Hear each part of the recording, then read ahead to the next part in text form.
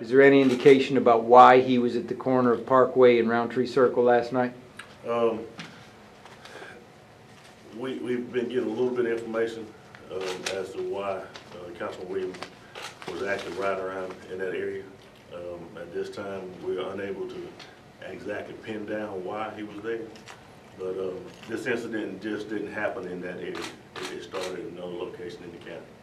Can you share with us what location that was? At this time, I don't want to do it because we're interviewing people in that area. But I can say this, that it was a continuing situation that started, and it did start in another location and ended up in the ballpark area. One of the tires on Councilman Williams' car was flat once we got on the scene, and we think it may be from gunshot, and so that's why there were tire marks in the road out there. Did you find other bullet holes in his vehicle? There were a few bullet holes in the vehicle. Yes, there were. But he was shot inside of his vehicle. That's what it appears to be right now. Does anything look suspicious on his end?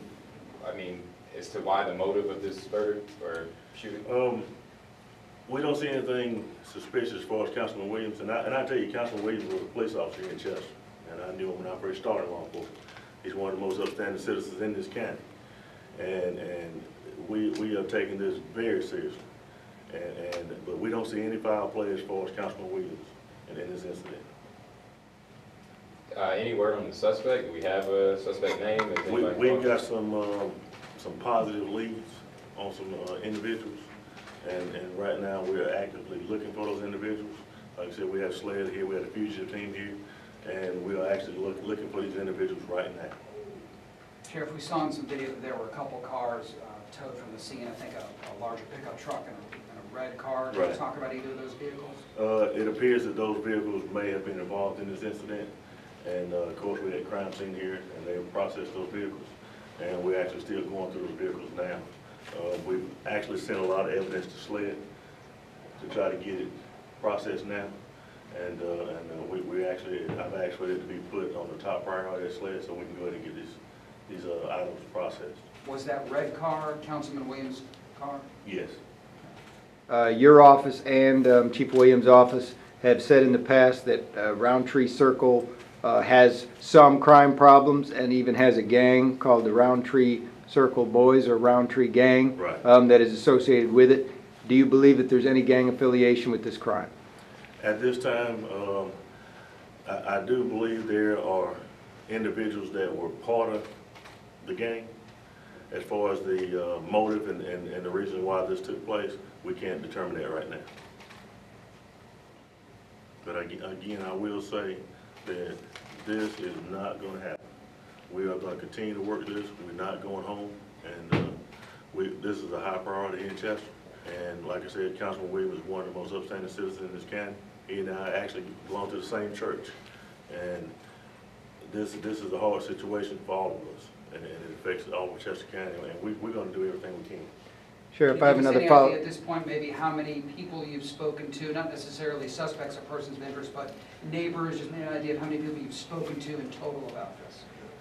We've somewhere around 10 to 15 people so far.